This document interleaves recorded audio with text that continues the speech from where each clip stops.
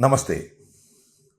Davos Davos పర్యటన ఏ ముఖ్యమంత్రి ఉన్నా దావోస్ పర్యటనకు వెళ్ళి ఏ మేరకైనా పెట్టుబడులు తీసుకొస్తారని రాష్ట్ర ప్రజానీకం ఆశిస్తూ ఉంటారు. ఆశించే విధంగా పత్రికలు కూడా చాలా పెద్ద ఎత్తున ప్రచారం చేస్తాయి. ముఖ్యమంత్రి గారు దావోస్ వెళ్ళారు, దావోస్ నుంచి అనేక పెట్టుబడులు తీసుకొస్తారు, ఆంధ్ర రాష్ట్రంలో ఇన్వెస్ట్ చేస్తారు, ఉద్యోగ అవకాశాలు పెరుగుతాయి, అభివృద్ధికి దోహదపడతాయి అనేటువంటి మాటలు హెడ్డింగ్స్ పెట్టి అన్ని పత్రికలు రాస్తూ ఉంటాయి. ముఖ్యంగా చంద్రబాబు నాయుడు గారు లాంటి సీనియర్ మోస్ట్ పొలిటీషియన్, ఉమ్మడి రాష్ట్రానికి 2 సార్లు ముఖ్యమంత్రిగా చేసినటువంటి వ్యక్తి, అంతేకాదు హైదరాబాదు అభివృద్ధి అంతా నా వల్లే జరిగిందని ప్రచారం చేసుకునేటటువంటి వ్యక్తి, అనేకమైన ఇండస్ట్రీస్ ఉమ్మడి రాష్ట్రానికి తీసుకొచ్చానని ఆయన కోసేస్తూ ఉంటాడు. ఈనాడు, ఆంధ్రజ్యోతి ఫ్రంట్ పేజీలో పూసేస్తూ ఉంటారు. ప్రజలు చదివి నిజమా అబద్ధం అర్థం కాక కన్ఫ్యూజ్ అయిపోతూ ఉంటారు. అలాంటి ముఖ్యమంత్రి 4వసారి ఆంధ్రప్రదేశ్కి ముఖ్యమంత్రి పీఠాన్ని అధిరోహించినటువంటి నారా చంద్రబాబు నాయుడు గారు 4వసారి ముఖ్యమంత్రి అయిన తర్వాత తొలిసారిగా దావోస్ వెళ్తే అద్భుతాలు జరిగిపోతాయని అందరూ అనుకున్నారు. పత్రికలు కూడా ప్రచారం చేశాయి.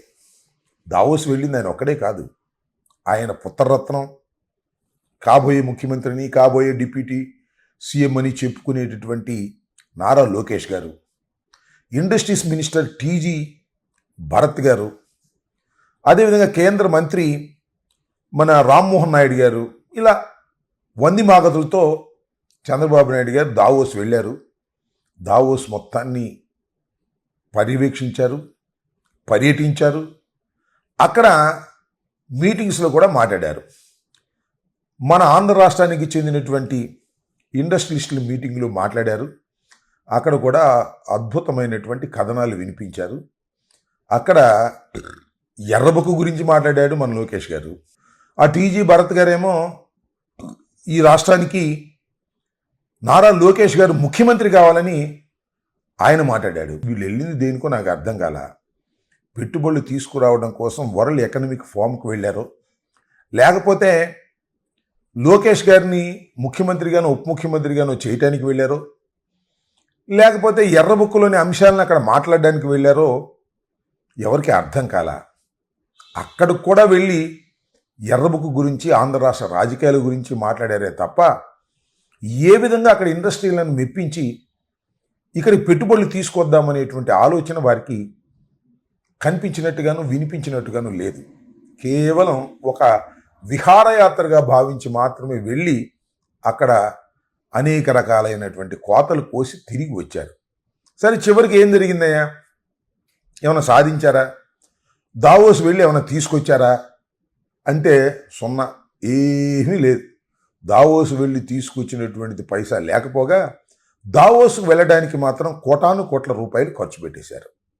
చాలా సందర్భాల్లో వైఎస్ఆర్ కాంగ్రెస్ పార్టీ అధికారంలో ఉన్నప్పుడు మాకు ఇండస్ట్రియల్ మినిస్టర్గా చేసినటువంటి గుడివాడ అమర్నాథ్ గురించి చాలా జోకులు వేస్తూ వచ్చారు, ముఖ్యంగా ఎల్లో మీడియా. ఒకానొక సందర్భంలో గుడివాడ అమర్ హైదరాబాదులో రేస్ సందర్భంగా, కార్ రేస్ అనుకుంటాను బహుశా, ఆ కార్ రేసుల సందర్భంగా వెళ్ళి చూసి వస్తున్నప్పుడు మీడియా మిత్రులు అడిగారు, అయ్యా ఇలాంటి రేసులు మన రాష్ట్రానికి ఎప్పుడు తీసుకొస్తారు అని. ఆయన ఏమన్నా అంటే అప్పుడే ఎలాగ సాధ్యపడుతుంది, నిదానంగా వస్తాయి అని చెప్పేదానిలో ఏమన్నానంటే, కోడి ఇప్పుడే గుడ్డు పెట్టింది, పొదగాలి కదా, 21 రోజులు పొదిగితే కానీ అది పిల్ల కాదు, ఇప్పుడే కదా రాష్ట్రం చీలిపోయింది, ఆగండి కొద్దిగా అని చెప్పేటటువంటి అంశాన్ని కొద్దిగా చమత్కారంగా చెప్పేటటువంటి ప్రయత్నం చేశారు. అప్పటి నుంచి గుడివాడ అమర్ గురించి ఏమన్నారండి, కోడి గుడ్డు పెట్టింది అని విపరీతంగా ట్రోల్ చేశారు. మరి ఇవాళ వంది మాగదులతో కలిసి వెళ్ళాడు కదా చంద్రబాబు నాయుడు గారు. కాబోయే ముఖ్యమంత్రి, కాబోయే ఉప ముఖ్యమంత్రి, కాబోయే భావి నాయకుడు అని చెప్పబడేటటువంటి లోకేష్ గారిని కూడా తీసుకువెళ్ళాడు కదా. మరి ఏంటి, కోడి గుడ్డు కాదు, చివరికి గాడిది గుడ్డు కూడా లేకుండా తిరిగి వచ్చినటువంటి సందర్భం. దీన్ని ఏమనాలి అంటున్నా.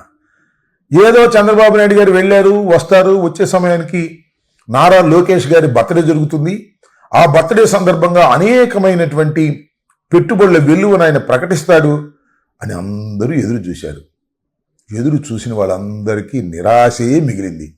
చాలా గొప్పడు కదా మరి చంద్రబాబు నాయుడు గారు.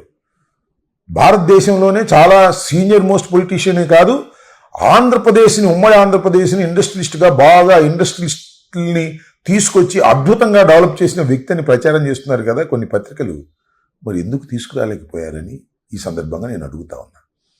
దానికి ఒక కారణం చెప్పొచ్చు, బహుశా చెప్పేస్తాడు కూడా చంద్రబాబు నాయుడు గారు అవకాశం వస్తే.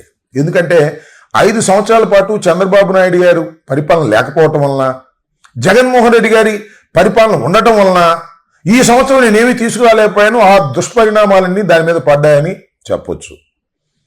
లేదంటే ఇంకోటి కూడా చెప్పొచ్చు, ఇవాళ తెలంగాణకి ఇన్ని పెట్టుబడులు ఎందుకు వచ్చాయి అంటే అదంతా నా గొప్పతనమే, నేనుండగా తెలంగాణను అభివృద్ధి చేశాను కదా, అందువల్ల రేవంత్ రెడ్డి తీసుకొచ్చాయని కూడా చెప్తాడు.